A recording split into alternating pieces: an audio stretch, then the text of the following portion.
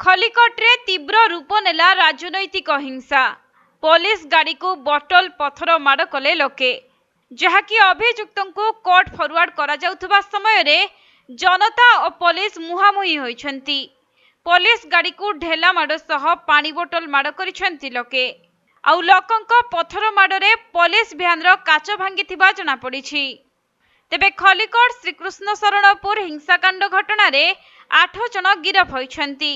गतकाली BJP कर्मी उपरे संघबद्ध आक्रमण होइथिला।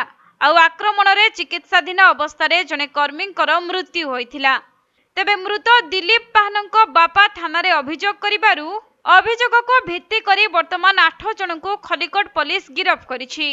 सेपटे खलिकोट निर्वाचनी हिंसा घटना को नहीं social media platform X ray tweet करी दुख प्रकाश करिसेंती मुख्यमंत्री नवीन पट्टनायक। मृतकंक परिवार को समवेदना सह घटना को निंदा करिसेंती।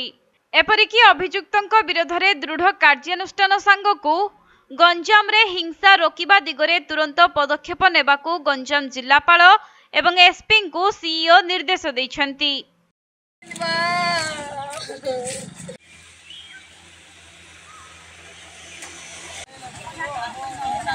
आया